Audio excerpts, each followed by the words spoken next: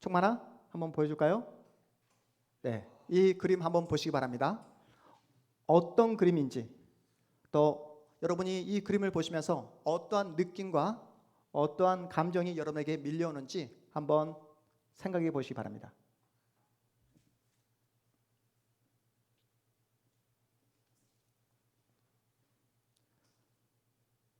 잘 보세요. 네. 옆구리에 창에 구멍이 있는 분이 누구시죠? 예수님. 그리고 머리에 머리에 머리가 없는 분 누굴까요? 네, 예수님의 수제자 베드로. 옆에 있는 사람이 예수님의 사랑스러운 제자 요한복음의 저자 사도 요한. 그리고 지금 예수님의 그 옆구리에 손가락을 집어넣은 사람이 바로 누구? 네, 도마. 오늘 말씀의 제목이 뭘까요? 의심 많은 도마. 이 그림의 제목은 의심하는 도마라는 제목의 그림입니다. 작가의 본명은 미켈란젤로 메리시다 카라바조입니다. 카라바조. 16세기 이탈리아 유명한 화가예요. 이 화가의 영향을 받은 그 사람들이 엄청나게 많습니다. 그 미술에 또 예술에 여러분 조금이라도 관심이 있는 분들은 카라바조 이 화가의 이름을 들어보셨을 것입니다. 렘브란트가 이 사람으로부터 엄청난 영향을 받았다는 거예요. 카라바조의 그림 의심하는 도마라는 작품입니다. 오늘은 여러분과 함께 도마에 대해서 한번 생각을 해보려고 해요. 여러분, 예수님의 제자 도마 그러면 어떤 생각이 드십니까? 예수님의 제자 도마 그러면 어떤 이미지가 여러분에게 떠오르게 되죠? 예수님이 부활하셨다라는 소식을 들었음에도 불구하고 예수님의 부활을 믿지 않았던 의심 많은 도마라고 여러분이 생각하고 있지 않으십니까? 그래서 도마라는 이름 앞에 항상 붙는 수식어가 믿음 없는 도마, 의심 많은 도마라는 수식어가 항상 붙어 따라다녔습니다. 도마는 예수님을 가장 가까이에서 모셨고 예수님과 3년 동안 동고동락했던 예수님의 최측근 제자였습니다. 예수님께서 마지막 마가의 다락방에서 최후의 만찬을 하는 그 현장에도 도마는 함께했고, 또한 예수께서 십자가에 못 박혀 돌아가시는 그 현장에도 함께 있었으며, 또한 예수께서 죽은 후에 무덤에 장사 지내는 그 현장에도 도마는 함께 있었습니다. 자신의 두 눈으로 예수님의 죽음을 목격했기에 도마는 자신의 이 두 눈으로 예수님의 살아계심을 목격하지 않고서는 예수님의 부활을 믿을 수 없다라고 말했던 그런 인물입니다. 그래서 여러분, 우리 본문 25절 말씀 한번 함께 읽어보도록 하겠습니다. 25절입니다. 함께 읽습니다. 시작. 다른 제자들이 그들에게 이르되 우리가 주를 보았노라 하니 도마가 이르되 내가 그의 손에 못자국을 보며 내 손가락을 그 못자국에 넣으며 내 손을 그 옆구리에 넣어보지 않고서는 믿지 아니하겠노라 하니라. 누가 한 말이라고요? 도마. 근데 보십시오. 24절 보시면 24절 성경 말씀을 보세요. 12제자 중에 하나로서 디두모라 불리는 도마. 디두모라는 이 말은 뭐냐면 헬라어로 쌍둥이라는 뜻입니다. 쌍둥이인 도마, 이 말이에요. 여러분에게 알려드리고 넘어가도록 하겠습니다. 도마의 이 고백 때문에 나는 예수를 실제로 목격하고 또 내 손으로 예수의 그 옆구리의 창에 손가락을 넣어보지 않고서는 절대로 예수의 부활을 믿지 않겠노라 라는 이 말 때문에 후대의 모든 사람들이 도마를 가리켜 의심 많은 도마, 믿음이 없는 도마라고 그렇게 깔보았던 것입니다. 여러분, 도마가 믿음이 없어 보이십니까? 도마가 정말로 다른 제자와 달리 예수를 그토록 의심했던 그런 제자였을까요? 도마에 대한 편견, 선입견을 다 내려놓고 성경이 오늘 도마를 통해서 우리에게 던지는 메시지에 대해 우리가 함께 주목을 해보았으면 좋겠습니다. 도마는 예수님의 못자국과 예수님의 그 찔린 창자국에 자신의 손으로 확인하기 전까지는 결코 예수의 부활을 믿을 수 없다라고 단언합니다. 그래서 예수께서 도마 앞에 8일이 지난 후에 나타나십니다. 우리 본문 26절, 27절 말씀도 함께 읽어봅니다. 26절, 27절 시작. 여드레를 지나서 제자들이 다시 집 안에 있을 때에 도마도 함께 있고 문들이 닫혔는데 예수께서 오사 가운데 서서 이르시되 너희에게 평강이 있을지어다 하시고 도마에게 이르시되 내 손가락을 이리 내밀어 내 손을 보고 내 손을 내밀어 내 옆구리에 넣어보라. 그리하여 믿음 없는 자가 되지 말고 믿는 자가 되라. 아멘. 예수님은 못자국과 창에 찔린 그 옆구리의 창자국을 도마에게 보여주십니다. 그리고 도마로 하여금 손가락으로 못자국과 옆구리에 뚫린 창자국에 손을 실제로 넣어보라고 그렇게 말씀하십니다. 그때 도마가 어떻게 반응했을까요? 예수님, 제 성격 아시죠? 제 성격 깔끔한 거 아시죠? 저는 두 눈으로 제가 목격하지 않고서는 절대 믿지 않는다는 것.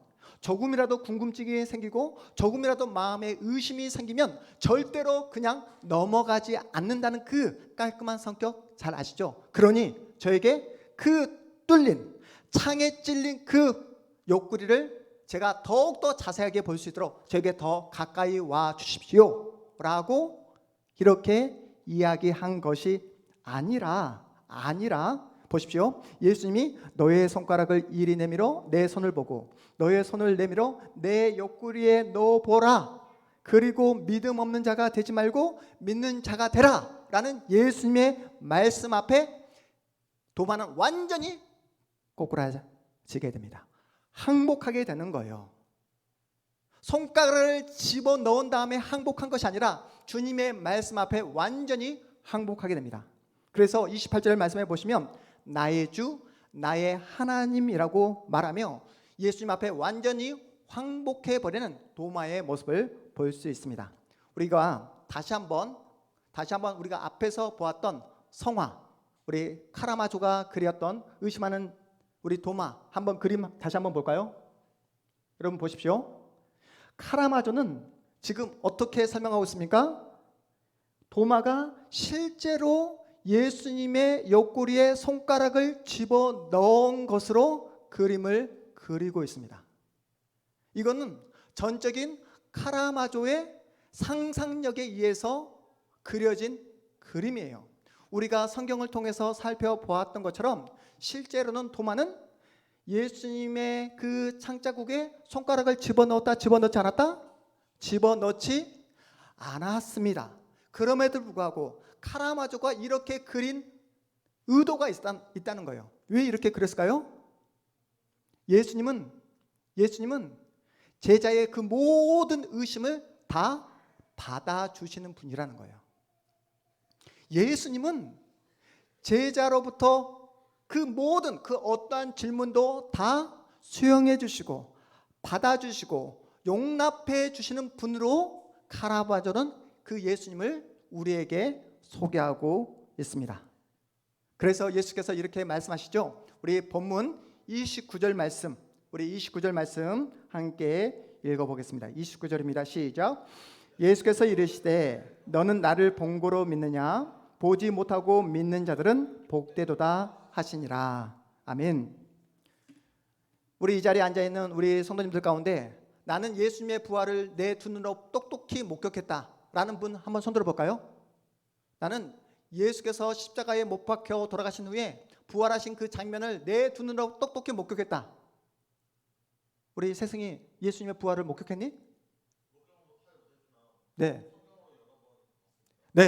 그렇습니다. 성경이 우리 세승에게 이야기하기를, 여러분에게 이야기하기를 너희들의 두 눈으로 나의 부활을 목격하지 못했다 할지라도 나를 믿는 자가 더 뭐하다? 복되다라고 우리에게 말씀하고 있습니다. 그렇다면 여기서 예수님이 말씀하신 보지 않고 믿는 자가 복되도다라는 말씀은 묻지도 따지지도 않고 무턱대고 아멘하는 신앙을 이야기하는 것일까요? 보지 않고 믿는 자가 복되다라는 이 말씀이 여러분 아무런 질문도 하지 않고 고민도 하지 않고 의심도 하지 않는 그 신앙을 좋은 신앙이다, 복된 신앙이라고 말씀하는 것일까요? 마음속에 분명히 의심이 있는데, 솔직하게 의심이 가는데 괜히 믿음 없는 사람처럼 보일까봐 그 질문도 하지 못한 채 교회 생활, 신앙 생활 하는 분들이 한국 교회 안에 얼마나 많은지 모릅니다. 제가 예전에 여러분에게 한번 소개했던 적이 있었던 것 같은데, 제가 예전에 만난 성도님 가운데 이런 성도님이 계셨습니다. 그분은 교회에서 여러 가지 모습으로 헌신하고 정말로 마음을 다해 충성했던 그런 성도님이셨습니다. 그렇게 열심히 신앙생활을 잘 하시는 분이 어느 날 심각한 표정으로 저를 찾아와 이렇게 묻는 거예요. 목사님, 저는 사실 예수님이 믿어지지 않습니다. 목사님, 저는 교회에서 열심으로 헌신하고 봉사하지만 예수님의 살아계심이 전혀 느껴지지 않습니다 라고 저에게 고백을 하는 거예요. 제가 깜짝 놀랐습니다. 그런 다음에 그 성도님이 말씀하시기를, 제가 너무나 답답하고 너무나 마음 가운데 속상함이 찾아와서 교회에서 기도 열심히 하기로 유명한 한 권사님을 찾아갔대요. 그 권사님은 하루에 몇 시간씩 기도하고 방언도 하시고 체험도 있고 많은 사람들을 위해서 기도하시는 기도로 유명한 그 권사님을 찾아가서 자신의 고민을 털어놓았다고 합니다. 그러자 그 권사님이 말씀하시기를 이렇게 제안을 했대요. 주님, 저도 예수님을 믿고 싶습니다. 주님, 예수님을 만나고 싶습니다 라는 이 문장을 몇 번? 100번을 하라고 그렇게 제안을 해 주었대요. 자기도 이 방법을 통해서 예수님을 만나게 되었다고. 네. 그래서 이 성도님이 권사님의 그 제안에 따라서 정말 마음을 다해서 간절한 마음으로 예수님 믿고 싶어요, 예수님 만나고 싶어요, 예수님을 정말로 느끼고 싶어요 라고 간절하게 정말로 마음을 다해서 100번을 기도했더니 그 성도님이 예수님을 만났더라?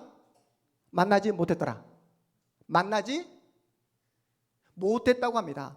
그렇게 열심으로 기도했음에도 불구하고 예수님에 대한 의심이 사라지지 않더라는 거예요. 그래서 저를 찾아오신 성도님이 계셨습니다.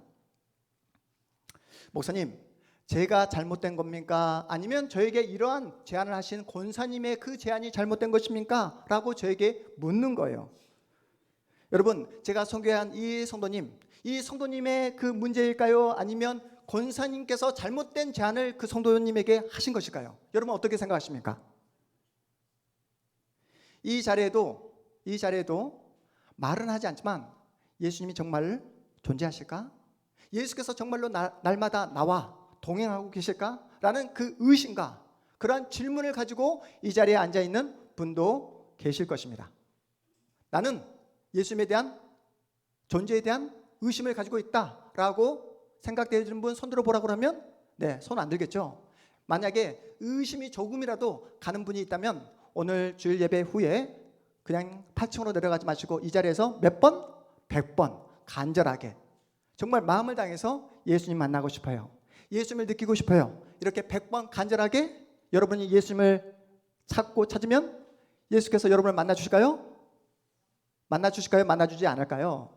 여러분이 그렇게 간절하게 기도하다 보면 헷갈리게 될 수밖에 없다는 거죠. 보통 40번째 넘어가면 헷갈리게 됩니다. 내가 지금 41번째 하고 있는지 42번째 하고 있는지, 예수님을 만나고 싶어요, 예수님을 믿고 싶어요 하다가 정신줄이 나가게 됩니다. 이때 어떻게 됩니까? 나의 생각이, 나의 의식이 마비가 되는 거예요. 마취가 되는 것입니다. 그 마취에서, 마비에서 깨어나게 되면 어떻게 됩니까? 또다시 의심이 마음 가운데 올라올 수밖에 없다는 거예요. 예수님 믿고 싶습니다, 예수님 만나고 싶어요, 이렇게 100번 하면 뭐합니까? 잠시 내 이성을, 내 생각을 마비시키는 거라는 거예요. 여러분 가운데 이렇게 말씀하신 분들이 계실 겁니다. 저 죽기 전에 살아계신 예수님 얼굴 한번 보고 죽는 게 내 마음의 소원이라고 이렇게 말씀하신 분 계시지 않습니까? 여러분, 어차피 죽으면 영원토록 천국에서 누구를 볼 수 있다? 예수님을 볼 수 있음에도 불구하고 저는 예수님 얼굴 한 번만 보면 흔들리는 믿음이 사라질 것 같습니다. 예수님 얼굴 한 번만 보면 제 믿음이 반석같이 흔들림 없는 그런 믿음을 유지할 것 같습니다 라고 말씀하신 분이 계시는데 그게 아니라고 성경이 우리에게 말씀하고 있습니다. 성경이 전하고자 하는 신앙은 무턱대고 믿는 신앙이 아니에요. 고민 없이 질문 없이 그냥 아멘하는 신앙을 좋은 신앙, 바른 신앙이라고 우리에게 가르치지 않습니다. 고민하고 생각하고 질문하는 신앙을 요구하고 있어요. 기적을 바라는 신앙이 아니라 질문하는 신앙을 여러분에게 요구하고 있습니다. 놀라운 체험을 하는 신앙이 아니라 고민하고 생각하는 신앙을 여러분에게 요구하고 있습니다. 도마와 같이 솔직하게 내 두 눈으로 보지 않고서는 예수님의 부활을 믿을 수 없습니다. 내 두 손으로 만져보지 않고서는 믿을 수 없다라고 솔직하게 고백하는 신앙을 바른 신앙이다, 좋은 신앙이다 라고 성경이 우리에게 알려주고 있습니다. 예수님의 부활을 목격한 예수님의 제자들은 이제 요한복음에서 사도행전으로 넘어가게 되면 예수님의 부활을 증거하는 증인의 삶을 살아가게 됩니다. 복음을 증거하기 위해 예루살렘에서 한 번도 떠나보지 못한 새로운 지역에까지 가서 복음을 증거하게 돼요. 여러분, 이방인의 사도가 누구입니까? 이방인의 사도 바울입니다. 여러분, 바울이 복음을 증거했던 지역이 바로 유럽과 아시아의 경계인 소아시아까지 가서 바울이 주님의 복음을 전했습니다. 예수님의 부활을 목격한 나머지 제자들은 아무리 멀리 가서 복음을 증거했다 해도 고작 간 곳이 어디라고요? 로마까지 가서 복음을 증거했을 뿐입니다. 예루살렘을 떠나서 가장 먼 곳까지 가서 복음을 전한 예수님의 제자는 예수님의 제자 베드로 아니었어요. 요한복음의 저자인 사도 요한도 아니었습니다. 여러분이 잘 알고 있는 사도 바울 어디까지 했다고요? 소아시아까지만 가서 복음을 전했을 뿐이에요. 그런데 예수님을 의심했다고 예수님의 그 손과 그 창에 찔린 그 옆구리를 만져보지 않고서는 예수를 믿을 수 없다라고 그렇게 말했던 후대에 다 같이 의심하는 도마, 믿음 없는 도마라고 깔보았던 그 도마가 어디까지 가서 복음을 전했는지 아십니까? 소아시아를 넘어가 그 경계를 훌쩍 뛰어넘어 여러분 인도까지 가서 복음을 전했던 자가 바로 오늘 우리가 살펴보고 있는 도마입니다. 도마는 남인도인 켈라라 지방까지 가서 예수님의 그 부활을 증거했어요. 가난하고 소외된 그 모든 사람들의 손과 발을 만지면서 주님의 사랑을 증거했던 사람이 바로 도마였습니다. 그 남인도에서 20년 동안 주님의 복음을 증거하다가 남인도 마드라스라는 곳에서 순교를 당하게 됩니다. 그 도마의 그 복음을 전해 들은 남인도의 성도들이 그 도마를 기념하기 위해서 세운 교회가 성도마 교회입니다. 2000년이 지난 지금 현재도 성도마 교회가 존재한다고 해요. 여전히 도마가 전한 그 예수님의 부활, 복음을 마음 가운데 간직하며 그들의 신앙을 유지하고 있다고 합니다. 나의 주님, 나의 하나님이라고 고백하며 자신의 남은 생애를 주님이 가신 좁은 길을 걸어가겠다 결심했던 도마는 실제로 예수님의 제자들 가운데 가장 먼 지역 남인도까지 가서 주님의 복음을 증거하다 마지막 순교를 당한 그런 인물이었습니다. 도마는 언제나 솔직했어요. 주님이 보이지 않으면 주님이 보이지 않는다고, 주님이 믿어지지 않으면 주님이 믿어지지 않는다고, 주님이 느껴지지 않는다고 솔직하게 그렇게 고백했던 제자였습니다. 나는 예수님의 제자야. 나는 예수님과 함께 3년 동안 동고동락했던 제자야. 그러니 예수님이 보이지 않더라도 나는 예수님이 보여. 예수님이 믿어지지 않더라도 나는 예수님이 믿어 라고 자신의 체면과 자신을 기만하는 그런 사람이 아니었다라는 사실입니다. 그렇게 자신의 솔직함을 드러내며 고백했던 그 도마를 주님께서 만나주십니다. 부활하신 주님은 의심하는 그 도마를 책망하지 않았어요. 내 두 눈으로 보지 않고서는 믿을 수 없다라고 말한 그 도마를 정죄한 것이 아니라 너의 손을 내밀어서 나의 그 못자국을 한번 만져봐. 너의 손을 내밀어서 내 옆구리에 찔린 그 창자국을 만져봐. 이렇게 말씀해 주신 주님이십니다. 그래서 카라마조가 어떻게 표현했다고요? 의심을 믿음으로 이끌어내시는 주님을 보여주기 위해서 실제로 손가락을 집어넣는 그림을 그렸던 것입니다. 그 모든 제자들의 의심과 질문을 받아주시는 분이 우리가 믿는 예수입니다라고 우리에게 보여주고 있는 것이에요. 여러분 아십니까? 의심도 믿기 위한 의심이 있고 무조건 반대하고 부정하기 위한 의심이 있다는 거 아십니까? 예수를 믿지 않는 세상 사람들은 우리가 믿는 예수님에 대해서 어떻게 딴지를 걸죠? 무조건 믿지 않게 해서, 부정하게 해서, 거부하게 해서 딴지를 걸고 이상한 질문을 합니다. 내가 바다에 가서 걸어보려고 했거든? 나는 걷지 못하겠던데? 그런데 너희들이 믿는 예수님 무리를 걷는다며? 나는 믿을 수가 없어. 너희가 믿는 예수님이 정말로 죽음을 이기시고 부활하셨다고? 나는 지금까지 살아오면서 단 한 번도 죽음을 이기고 부활한 사람을 본 적이 없어 라고 하면서 우리가 믿는 예수에 대해서, 부활에 대해서 딴지를 걸며 거부하는 사람들이 있습니다. 반대로 믿기 위한 의심도 있다는 거예요.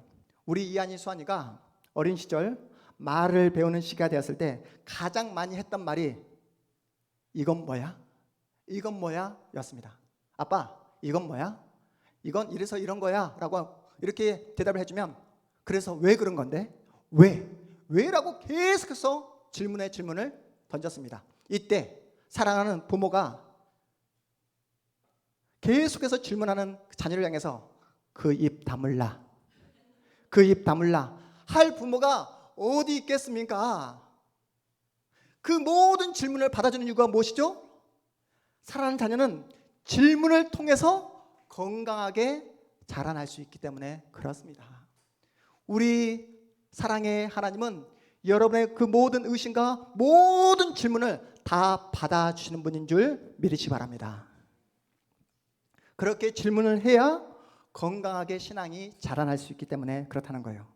여러분, 하나님 앞에서 모르는 것이 있다면 모른다고 솔직하게 말씀하세요.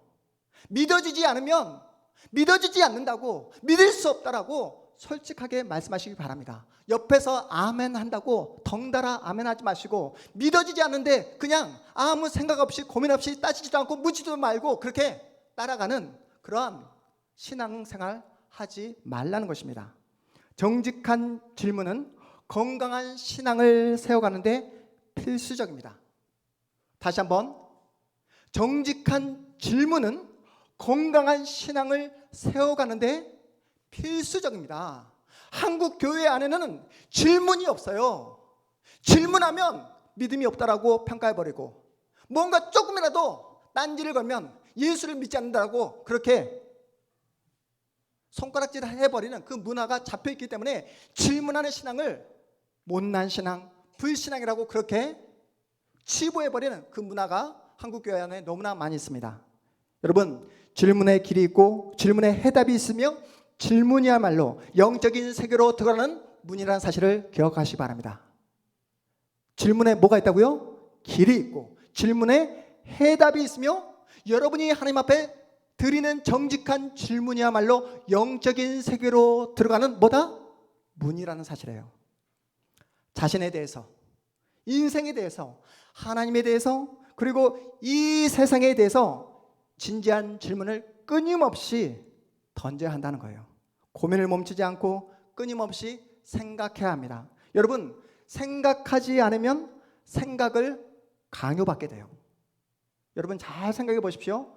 생각하지 않으면요, 세승아, 생각하지 않으면 다른 사람의 주장과 생각을 강요받게 됩니다. 여러분이 생각 없이 행동을 하게 되잖아요. 여러분의 그 생각 없이 한 행동을 합리화하는데 급급할 수밖에 없습니다. 그래서 스스로에게 날마다 끊임없이 생각하고 고민을 해야 된다는 거예요. 여러분, 그래서 오늘 도마를 통해서 우리 주님께서 우리 동탄한마음교회 공동체를 향해서 무엇을 요구하고 계십니까? 질문을 하라고, 생각을 하라고, 날마다 예수님께 질문을 던지라고, 날마다 하나님께 질문을 던지라고, 성령 하나님께 질문을 던져야 한다고 이렇게 우리에게 말씀하고 있습니다. 질문한 만큼 보이고, 질문한 만큼 들릴 수 있고, 질문한 만큼 깨달을 수 있기 때문에 그렇습니다. 질문을 하게 되면요, 내가 무엇을 알고 있고 무엇을 모르고 있는지 여러분이 알 수 있습니다. 질문을 한다는 것은 나의 한계를 하나님 앞에서 인정하는 거예요. 여러분, 그래서 용기를 내어서 하나님 앞에 질문할 수 있는 여러분 모두가 되기를 주님의 이름으로 축복합니다. 여러분, 그래서 그 질문을 가지고 옆에 앉아있는 성도님과 함께 질문을 나누세요. 사실 저는 이런 것에 대한 질문이 있습니다. 의심이 되었습니다 라고 말을 하면 사실 제가 말은 못했지만 저도 동일한 질문과 의심을 가지고 있습니다 라고 그렇게 이야기해 줄 것입니다. 그리고 그 질문을 가지고 기도하십시오. 그 질문을 가지고 성경 앞으로 나오시고 성경을 연구하시고 성경을 묵상하시고 하나님께 답을 구하시기 바랍니다. 그러면 여러분의 의심을 정지하지 않으시고, 여러분의 질문을 뭐라 하지 않으시고, 여러분의 질문에 대해서 하나님은 너무나 자상하게 친절하게 답을 해 주실 것입니다. 주님은 사랑하고 선택하신 영혼을 단 한 명도 잃어버리지 않으십니다. 의심한다 해도, 못난 행동을 한다 해도 절대로 포기하거나 중도의 주님의 사랑을 멈추는 그런 분이 아니십니다. 의심하면 그 의심이 확신으로 변화될 수 있도록 다시 한번 찾아와 주시고 만나 주신 분이 바로 우리가 믿고 있는 예수님이십니다. 결국은 도마가 고백했던 나의 주, 나의 하나님이라는 이 고백을 끝내 받아내시고야 마는 분이 바로 우리가 믿고 있는 예수님이라는 사실이에요. 그 고백을 한 도마는 의심하는 자리에서 벗어나 주님을 위해 자신의 생명과 인생을 던졌던 그러한 사도로서의 삶을 살아갈 수 있었습니다. 여러분, 우리는 부활하신 예수님을 믿고 있습니다. 부활하신 예수님을 두 눈으로 목격하지 않았음에도 불구하고 예수를 믿는 우리야말로 복된 자라고 성경이 우리에게 말씀하고 있습니다. 그렇다면 여러분의 남은 생에 어떻게 살아가시겠습니까? 예수님을 보지 않고 믿고 있는 복된 자녀가 되었으니 여러분은 이제 대한민국에서 가장 멀리 떨어진 곳에 가서 주님을 전하는, 선교하는 선교사가 되어야 되지 않겠습니까? 도마가 인도까지 갔으니까 여러분은 최소한 어디까지 가야 된다? 세승아? 우리 세승이는 아프리카 정도는 가야 되지 않을까요? 네, 내일 우리 세승이 인천공항에서 아프리카로 보내버릴까요? 성경은 예수 믿는 여러분을 향해 전도해야 한다고, 세계 선교를 위해서 너의 인생을 바쳐야 된다고, 한 번뿐인 인생이니 위대한 업적을 남겨야 된다고 이렇게 말씀하지 않고 우리로 하여금 예수 믿는 신자답게 살아가라고 말씀하고 있습니다. 여러분, 예수 믿는 신자로 살아가기 위해서는 세상으로부터 밀려오는 모든 모욕과 조롱과 오해를 감수하라고 말씀하고 있는 거예요. 여러분, 우리 모두가 세계 선교를 위해서 모든 일상을 다 내려놓고 세계 선교를 위해 떠나가는 것이 신자답게 사는 삶이 아니라, 예수님은 이 자리에 예수의 이름으로 묶여있는 우리끼리라도 어떻게 해라? 서로 마음을 다해 사랑하라고 말씀하고 있습니다. 내 이웃을 내 몸과 같이 사랑하라고 말씀하고 있어요. 여러분, 내가 아닌 다른 사람을 사랑하기 위해서는 무엇이 필요합니까? 희생이 필요합니다. 양보가 필요합니다. 배려가 필요합니다. 기다림이 필요합니다. 오래 참음이 필요합니다. 이 연습을 이 자리에서 하라고 말씀하고 있는 거예요.